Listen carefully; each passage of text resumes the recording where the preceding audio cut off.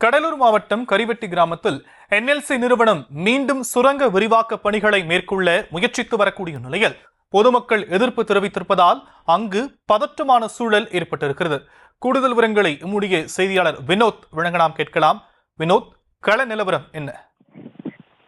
நிச்சயமாக ஷாம், கடலூர் மாவட்டம் நெய்வேலியில் செயல்பட்டு வரக்கூடிய NLC நிறுவனம் சுரங்கம் 1, சுரங்கம் 1A, 2 ஆகிய 3 திறந்தவெளி சுரங்கங்கள் மூலம் நிலக்கரி வெட்டி எடுத்து மின்சாரம் தயாரித்து வருகிறது.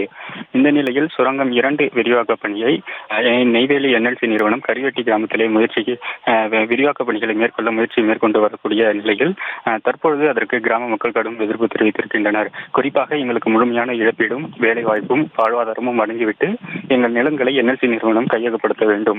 அதற்கு முன்னதாக NLC நிறுவனம் கையகப்படுத்தக்கூடாது என்று தெரிவித்திருக்கின்றனர்.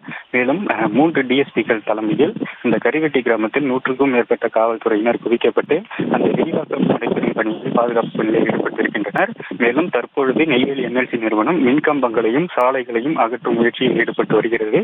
இதற்கு கிராம மக்கள் எதிர்ப்பு தெரிவித்து வருகின்றனர். குறிப்பாக பாட்டாளி மக்கள் கட்சியினுடைய மாவட்ட செயலாளர் செல்வம் முகேஷ் அந்த போராட்டம் நடைபெறக்கூடிய கரிவெட்டி கிராமத்திற்கு வந்து காவல்துறை மற்றும் NLC நிறுவனத்தினுடைய அதிகாரிகளிடம் பேச்சுவார்த்தை நடத்தி வருகிறார்.